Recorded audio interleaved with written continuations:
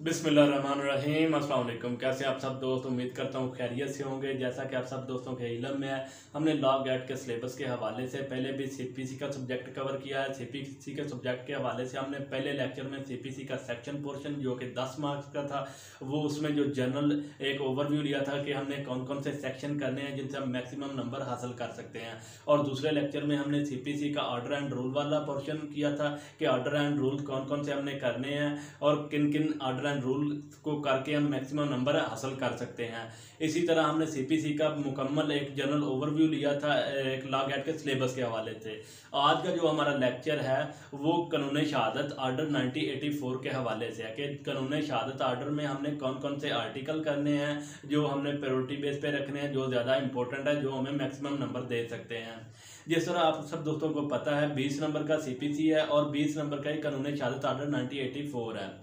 और इसके जो इम्पोर्टेंट आर्टिकल हैं वो मैंने सारे लिखे हुए हैं, यही हमने आर्टिकल करने हैं। वैसे तो टाइम अभी है, अभी हम सारा ही कर सकते हैं, लेकिन ये इम्पोर्टेंट आर्टिकल हैं जो मोस्ट रिपीटेड हैं पास्ट पेपर के हवाले से, और यही है, ये अगर हम कर लेते हैं तो मैक्सिमम नंबर हासिल कर सकते हैं हमें। अगर कानून शहादत आर्डर के हवाले से बात करें तो ये एक एडजेक्टिव लॉ है। एडजेक्टिव लॉ का क्या मतलब है? अगर एडजेक्टिव लॉ को हम एक्सप्लेन करें तो ये खसूसियात बयान करता है गवाह की कि एक गवाह में कौन कौन सी खसूसियात होनी चाहिए, कौन सा गवाह एज ए विटनेस टेस्टिफाई है कोर्ट में पेश किया जा सकता है। तो चलें स्टार्ट करते हैं। जो पहला आर्टिकल है, इसके टोटल आर्टिकल 166 हैं और इससे पहले जो इंडियन एविडेंस एक्ट 8074 था उसको अमेंड करके, उसको चेंज करके उसकी जगह पे कानून शहादत आर्डर 1984 लगाया गया है। और अगर हम बात करें आर्टिकल 1 के हवाले से तो आर्टिकल 1 में short title, extend and commencement है। जिस तरह सारे सब्जेक्ट में होता है कि पहले इसका जो डेट है कि कौन सी डेट को ये लागू हुआ और कौन कौन सी कोर्ट्स में ये एप्लीकेबल है, और इसके बाद ये पूरे पाकिस्तान को कवर करता है, पूरे पाकिस्तान में एप्लीकेबल है। अगर कोर्ट्स के हवाले से हम बात करें तो ये कोर्ट मार्शल, सिविल कोर्ट और क्रिमिनल कोर्ट सारी कोर्ट्स में लागू होता है, एक्सेप्ट फैमिली कोर्ट में ये लागू नहीं होता। और दूसरा आर्बिट्रेटर ट्रिब्यूनल में भी लगता है, कोर्ट मार्शल में भी लगता है, जुडिशल, कज़ाई जुडिशल और सारी अदालतों में इसकी एप्लीकेबिलिटी है, सवाए फैमिली कोर्ट्स के और आर्बिट्रेटर के। इन दो कोर्ट्स में ये इसका लागू नहीं होता, इसकी एप्लीकेबिलिटी नहीं है। और अगर हम बात करें डेफिनेशन, आर्टिकल नंबर 2 की डेफिनेशन क्लास बहुत इंपॉर्टेंट है। इसमें 1 या 2 नंबर तो आने ही आने हैं डेफिनेशन क्लास से।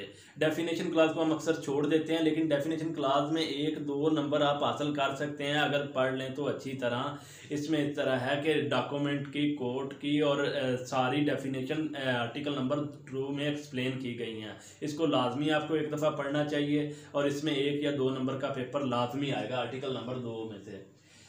आर्टिकल नंबर 3 है, आर्टिकल नंबर 3 और 17 को हम एक साथ पढ़ेंगे। 3 है बेसिकली टेस्टिफाई, हु में टेस्टिफाई एज ए विटनेस, के कौन एज ए विटनेस के तौर पे पेश किया जा सकता है, उसकी कौन कौन सी खसूसियात होनी चाहिए।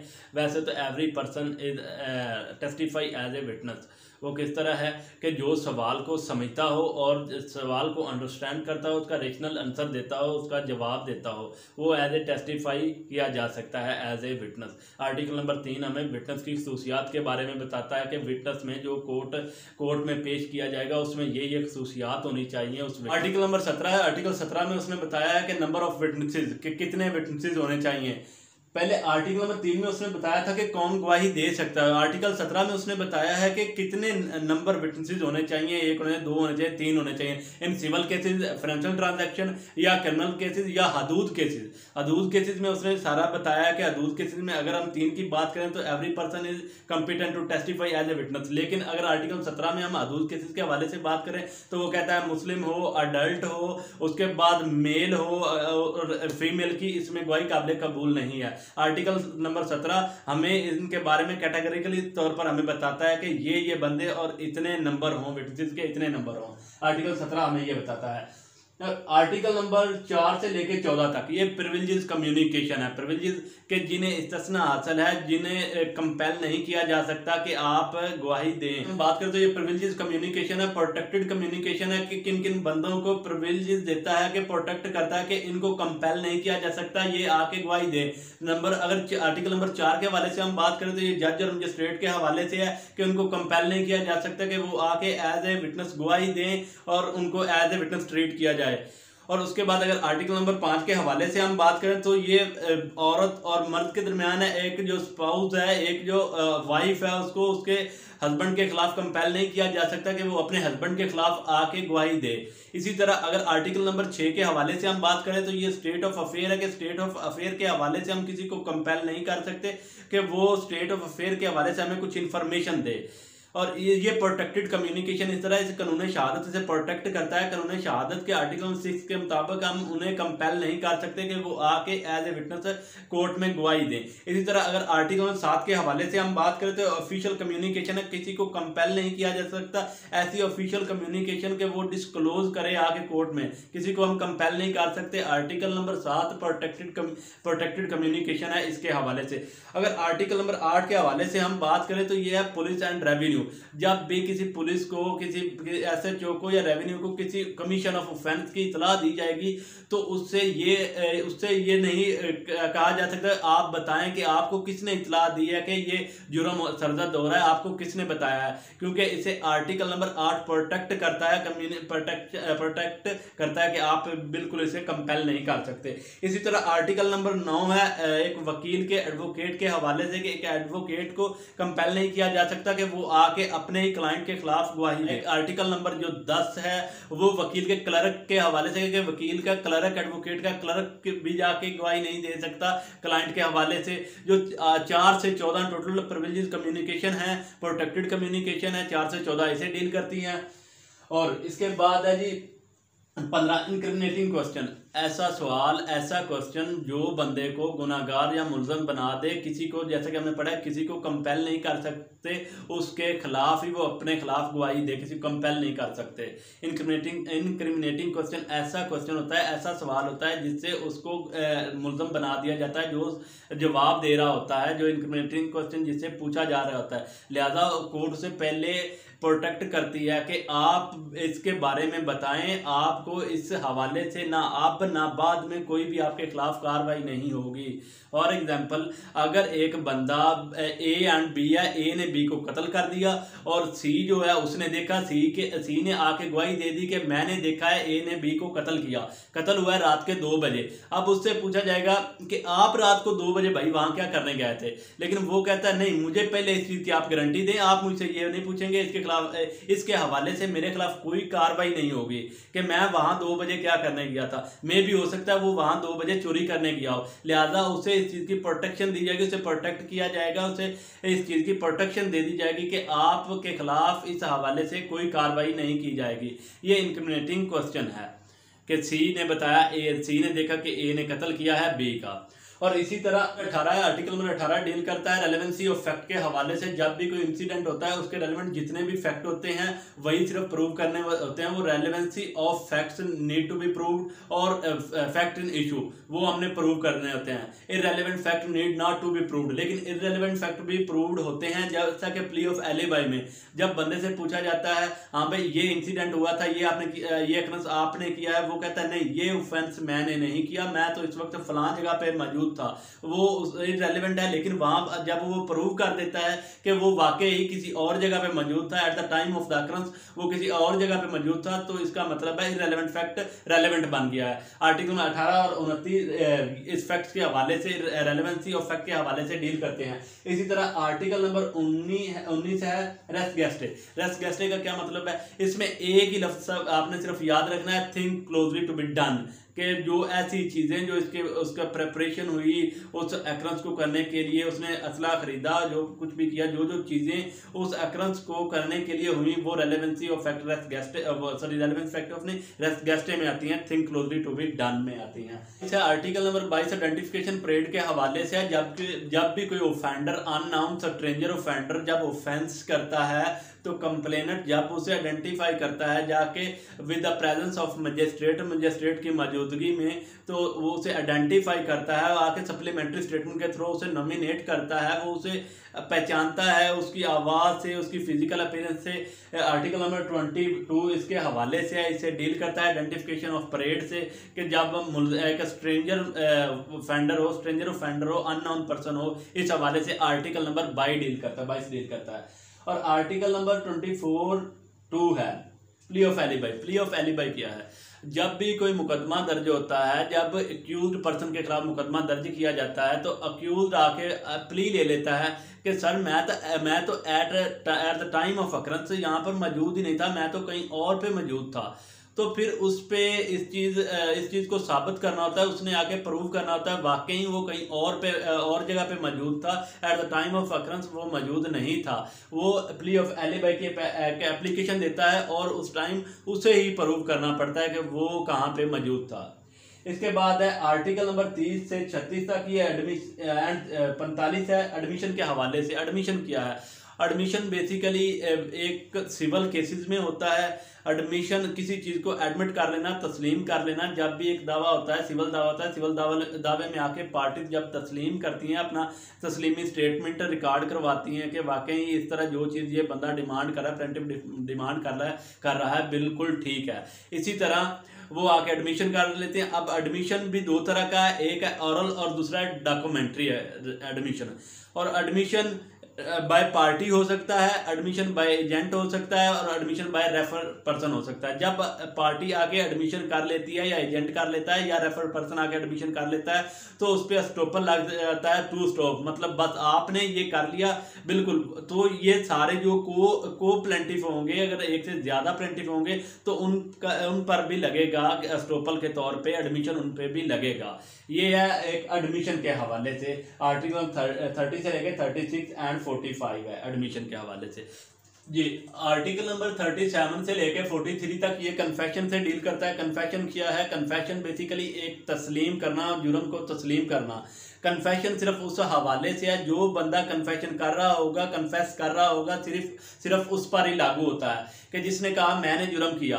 अगर जुर्म में को अक्यूज है, एक से ज़्यादा मुलजम है, तो उन सब पे लागू नहीं होगा, सिर्फ जो आके तस्लीम कर रहा होगा सिर्फ उस पर ही लागू होगा। अगर एडमिशन कन्फेशन के हवाले से हम बात करें तो एक जुडिशल कन्फेशन है, दूसरा एक्स्ट्रा जुडिशल कन्फेशन है। एक्स्ट्रा जो जुडिशल कन्फेशन है वो सिर्फ इन फ्रंट ऑफ मजिस्ट्रेट है। इसके अलावा जितने भी कन्फेशन है वो एक्स्ट्रा जुडिशल है, उनकी no value in eye of law, उनकी कोई भी अहमियत नहीं।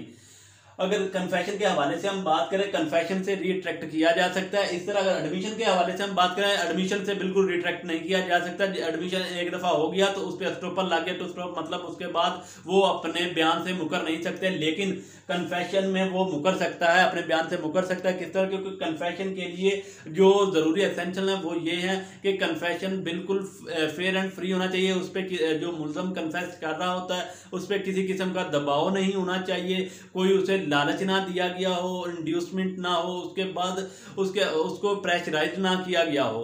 अगर बाद में आके वो क्लेम कर लेता है मुझे तो प्रेशराइज करके या मुझे कोई लालच दे के इसका मुझे कन्फेशन करवाया गया था, और उस कन्फेशन की फिर कोई वैल्यू नहीं रहती। कन्फेशन के हवाले से आर्टिकल नंबर 37 से लेके 43 तक है, बहुत ही इंपॉर्टेंट है। पेपर के हवाले से भी इसमें तकरीबन हर दफ़ा एक ना एक सवाल ज़रूर आता है, ये लाजमी आपने करना है। और इसी तरह 46 आर्टिकल 46 है डाइंग डिक्लेरेशन, बयान नज़री। डाइंग डिक्लेरेशन क्या है? जब भी एक बंदा, डाइंग डिक्लेरेशन के लिए ज़रूरी है कि जब बंदा फौत हो जाए, जो अपनी स्टेटमेंट रिकॉर्ड करवाता है in front of police, doctor या किसी भी प्राइवेट पर्सन के सामने, या जो आप कह रहे हैं ये डिजिटल है, एक वीडियो कैमरे के जरिए उसकी जो स्टेटमेंट रिकॉर्ड हो जाती है, उसकी जो वैल्यू है ना उसके स्टेटमेंट की, उसकी डेथ के बाद है। जब वो फौत हो जाएगा तो फिर ही उसकी वैल्यू होगी, अदरवाइज उसकी स्टेटमेंट की कोई वैल्यू नहीं है। 46(1) इसके साथ डील करता है, डाइंग डिक्लेरेशन के साथ। और 59 से 65 तक opinion of third person when relevant. Opinion of third person हमेशा सूरत में होगी अगर साइंस हो, फॉरेन लॉ हो या आर्ट्स हो, इस हवाले से ओपिनियन ऑफ थर्ड पर्सन, जब ओपिनियन ऑफ थर्ड पर्सन से एग्री कर लिया जाएगा, एक दफ़ा मैटर थर्ड पर्सन को रेफर कर दिया जाएगा, उसके बाद जो भी उसके जवाब आएगा, रिबर्टल में जो भी रिपोर्ट बन के आएगी, तो पार्टीज पे बाइंडिंग है कि वो उसको माने, तस्लीम करें क्योंकि उन्होंने खुद रेफर किया है। ये था ओपिनियन ऑफ थर्ड पर्सन के हवाले से। आर्टिकल नंबर 61 के हवाले से हम बात करें तो article number 61 opinion as a handwriting when relevant. के हैंड राइटिंग के हवाले से कब रेलेवेंट होगी 61 हमें ये बताता है कि इसमें एक वर्ड आपने याद रखना, वो एक्वेंटेड। एक्वेंटेड का मतलब होता है जिसके सामने काम हो रहा हो। जब भी रेफर किया जाएगा किसी पर्सन को, जब पर्सन आके बताएगा कि बिल्कुल मेरे सामने इस बंदे ने ये लिखा है या ये साइन किया है, ये बिल्कुल उसकी राइटिंग है, तो 61 उसके साथ डील करता है, एक्वेंटेड के साथ, जिसके सामने लिखा गया होता है। और इस तरह आर्टिकल नंबर 66 है character in civil cases. Character in civil cases के हवाले से बात करें तो इररेलेवेंट है। सिविल केसेस में करेक्टर बिल्कुल मैटर नहीं करता, बिल्कुल रेलेवेंट नहीं है, इररेलेवेंट है। और इस तरह 67 आर्टिकल 67 डील करता है good character in criminal cases, relevant है। क्रिमिनल केसेस में बैड करेक्टर नहीं, बिल्कुल गुड करेक्टर रेलेवेंट है। अगर बैड करेक्टर होगा तो इररेलेवेंट है। अगर वो पेपर में पूछता है in criminal cases bad character is relevant, irrelevant और नॉट रेलेवेंट, अगर वो पूछता है तो बिल्कुल इररेलेवेंट आएगा। इसमें अगर वो पूछता है कि in criminal cases good character is relevant, good character सिर्फ रेलेवेंट आएगा और बैड करेक्टर इररेलेवेंट आता है। इसी तरह आर्टिकल नंबर 68 है previous bad character not relevant. उसका जो प्रीवियस कंडक्ट है, बैड कंडक्ट है, वो भी इसके साथ रेलेवेंट नहीं है, वो भी इररेलेवेंट जी। आर्टिकल नंबर 73 है और 74 है। 73 प्राइमरी और 74 सेकेंडरी है। प्राइमरी से मुराद एक यूनिफॉर्म प्रोसेस से जो ओरिजिनल डॉक्यूमेंट तैयार किया जाता है उसे हम प्राइमरी कहते हैं। जो ओरिजिनल डॉक्यूमेंट होता है उसे प्राइमरी, जो उसकी कॉपी होती है उसे सेकेंडरी कहते हैं। जो लिथोग्राफ है, प्रिंट आउट है, इसे हम प्राइमरी कहते हैं। एक ही जो प्रोसेस से गुजरते हैं और एक पार्ट्स में होते हैं, हो सकता है वो एक से ज़्यादा पार्ट्स में हो, लेकिन ओरिजिनल जिस तरह हमारी रजिस्ट्री होती है, रजिस्ट्री बेसिकली एक ही होती है लेकिन वो 1 या 2 या 3 पेज पे होती है, तो होती बेसिकली वो तीनों पेज ही ओरिजिनल ही हैं, तो इसे हम प्राइमरी कहते हैं, प्राइमरी डॉक्यूमेंट। और जो इसकी कॉपी होती है उसे हम सेकेंडरी डॉक्यूमेंट कहते हैं। अगर सेकेंडरी डॉक्यूमेंट्स के हवाले से हम बात करें, जो मैकेनिकल प्रोसेस है जब ये फोटो कॉपी होती है, इसे कंपेयर्ड कॉपी भी हम कहते हैं। और कब ये प्रोड्यूस की जाती है, इसकी क्यों ज़रूरत होती है, जो सेकेंडरी कॉपी इसकी क्यों ज़रूरत होती है। अगर सेकेंडरी कॉपी के हवाले से हम बात करें तो ये सपोर्टेड एविडेंस है ओरिजिनल को, उसके बाद oral evidence as a secondary है। और आर्टिकल नंबर 85 से 89 तक ये पब्लिक डॉक्यूमेंट और प्राइवेट डॉक्यूमेंट को डील करता है। पब्लिक डॉक्यूमेंट 85 है, प्राइवेट डॉक्यूमेंट 86 है। पब्लिक डॉक्यूमेंट ऐसे डॉक्यूमेंट है जिसको इजीली पब्लिक एक्सेस कर सकती है, अवेल कर सकती है, पब्लिक हासिल कर सकती है। और जो प्राइवेट डॉक्यूमेंट ऐसे डॉक्यूमेंट है जो किसी की जाती मलकियत है, जिसे हम हासिल नहीं कर सकते क्योंकि वो किसी की जाती मलकियत है। पब्लिक डॉक्यूमेंट एक ऐसे डॉक्यूमेंट है जो भी बंदा चाहे वो जाके हासिल कर, जैसे कि FIR है। FIR एक पब्लिक डॉक्यूमेंट है। और उसके बाद निकाहनामा, जो रजिस्टर्ड निकाहनामा होगा, वो भी पब्लिक डॉक्यूमेंट है। और इसके बाद आर्टिकल नंबर 111 है। आर्टिकल नंबर 111 डील करता है facts judicially noticeable need not to be proved. ऐसे फैक्ट्स जो जुडिशियली नोटिसेबल होते हैं उन्हें साबित करने की जरूरत नहीं होती। आर्टिकल नंबर 11 इसके साथ डील करता है। Article number 112 article number 112 deal करता है facts of which courts must take judicial noticeable. ये फैक्ट्स से डील करता है जिसे जुडिशियल नोटिस होना चाहिए, जो जुडिशली तौर पर नोटिसेबल होने चाहिए, ये उनसे डील करता है। Sir article number 113 facts admitted need not to be proved. ऐसे फैक्ट्स जो एडमिटेड हो, एडमिटेड फैक्ट हमें प्रूव करने की जरूरत नहीं है क्योंकि वो ऑलरेडी एडमिटेड हैं। और इसी तरह आर्टिकल नंबर 114 से 116 है। आर्टिकल नंबर 114 से 16 के हवाले से अगर बात करें तो ये डील करता है एस्टॉपल से। एस्टॉपल का मतलब है रोक देना, मना कर देना, स्टॉप कर देना। एस्टॉपल की बेसिकली 3 काइंड है। एस्टॉपल बाय डीड है, बाय रिकॉर्ड है और बाय कंडक्ट है। और इसी तरह आर्टिकल नंबर 117 से 22 है burden of proof. Burden of proof का क्या मतलब है कि साबित करना। कौन साबित करेगा? अगर हम सिविल केस के हवाले से बात करें तो जो पार्टी डिज़ायर करेगी, जो डिज़ायर्ड पार्टी होगी वही साबित करेगी। और अगर क्रिमिनल के हवाले से बात करें तो प्रोसिक्यूशन जो कंप्लेनेंट होगा वही आके साबित करेगा, अपना मुकदमा सारा साबित करेगा। लेकिन अगर एप्लीकेशन जैसे प्ली ऑफ एलिबाई की, अगर अक्यूज की तरफ से प्ली ऑफ एलिबाई की एप्लीकेशन दी जाएगी तो वो अक्यूज साबित करेगा। और 342 की जो स्टेटमेंट CRPC की रिकॉर्ड करवाई जाती है उस हवाले से भी अक्यूज साबित करेगा अपने आप को इनोसेंट। और इसी तरह 128 आर्टिकल है, ये डील करता है लेजिटिमेसी ऑफ चाइल्ड से। लेजिटिमेसी ऑफ चाइल्ड का मतलब कि शादी के 6 माह बाद पैदा होने वाला बच्चा लेजिटिमेट सवर किया जाएगा, लेजिटिमेट सफर किया जाएगा। और इसी तरह अगर शादी के 2 साल बाद जो बच्चा पैदा होता है वो भी लेजिटिमेट ही होगा। आर्टिकल नंबर 129 डील करता है प्रिजम्पशन से। प्रिजम्पशन मैंने होता है कि ऐसी चीज़ के बारे में प्रज्यूम करना कि ये ठीक है या गलत है। जो प्रिजम्पशन बेसिकली प्रज्यूम से निकला है कि किसी चीज़ के बारे में तसव्वुर करना, प्रज्यूम करना। इसी तरह आर्टिकल नंबर 134 से लेके 133 तक है एग्जामिनेशन इन चीफ और क्रॉस एग्जामिनेशन और re examination. Examination of chief क्या होता है? जो एक कॉलिंग पार्टी होती है जो अपना विटनेस कॉल करती है, उसका जो बयान रिकॉर्ड करवाती है वो चीफ होता है। उसके बाद जो एडवर्स पार्टी उस पर जिरा करती है उसे क्रॉस एग्जामिनेशन कहते हैं। और उसके बाद री एग्जामिन भी करवाया जाता है, री एग्जामिनेशन भी हो सकती है। आर्टिकल नंबर 134 से 132 से लेकर 133 तक इसके हवाले से इससे डील करता है। इसमें सारा डिटेल में डिस्कस किया गया है कि कौन कौन सा लीडिंग क्वेश्चन है, कौन से कर सकते हैं, कौन से नहीं कर सकते। और इसी तरह अगर हम बात करें आर्टिकल नंबर 133 से लेकर 138 तक लीडिंग क्वेश्चन है कि कौन से ऐसे क्वेश्चन है जो आप अपने एग्जामिनेशन इन चीफ में या क्रॉस एग्जामिनेशन में पूछे जा सकते हैं, या कौन से सवाल नहीं लीडिंग क्वेश्चन पूछे जा सकते हैं या नहीं पूछे जा सकते। ये लीडिंग क्वेश्चन से डील करता है। इस तरह आर्टिकल नंबर 141 है question asked in cross examination कि क्रॉस एग्जामिनेशन में कौन से सवाल आप पूछ सकते हैं। जो एडवर्स पार्टी होगी कि विटनेस से कौन से ऐसे सवाल है जो पूछ सकती है। ऐसा कोई सवाल नहीं पूछ सकती जिससे उसको इश्तिहाल हो, गुस्सा आए या अनाइंग क्वेश्चन नहीं पूछ सकती। इसी तरह 151 है impeaching credit of witness. Basically adverse party का क्रॉस एग्जामिनेशन करने का मकसद जो कॉलिंग पार्टी का विटनेस होता है उसके एग्जामिनेशन चीफ पे क्रॉस एग्जामिनेशन सिर्फ इसलिए की जाती है कि उसको इम्पीच किया, उसका क्रेडिट इम्पीच किया जाए, उसको झूठा साबित किया जाए। ये डील करता है इम्पीचिंग ऑफ क्रेडिट ऑफ विटनेस से। इस तरह 151 है रिफ्रेशिंग ऑफ मेमोरी है। कोई भी विटनेस अपनी मेमोरी रिफ्रेश कर सकता है अपनी डायरी के हवाले से या किसी चीज़ से दे के वो अपनी मेमोरी रिफ्रेश कर सकता है। 155 इससे डील करता है। 163 एक्सेप्टेंस और denial of claim on oath है। जब भी कोई दावा फाइल होता है तो ऑन ओथ उनसे कहा जाता है आप ऑन ओथ बिल्कुल अपना जो दावा है क्लेम कर सकते हैं। लेकिन इसकी सूरत अगर दोनों पार्टीज एग्री हो जाएं और ऑन ओथ पे उनका फैसला कर दे, दोनों पार्टीज बाउंड है कि वो उस फैसले को माने। और इसी तरह है 164 है मॉडर्न डिवाइसेस है। जो भी टेप रिकॉर्डर है, उसके बाद मोबाइल फ़ोन है या वीडियो रिकॉर्डर है, कैमरा, सारे इसमें आते हैं। आज का जो हमारा लेक्चर था ये सिर्फ इम्पोर्टेंट आर्टिकल के हवाले से था कि हमने कौन कौन से ऐसे आर्टिकल हैं जो पहले करने हैं। ये इम्पोर्टेंट सारे आर्टिकल हैं।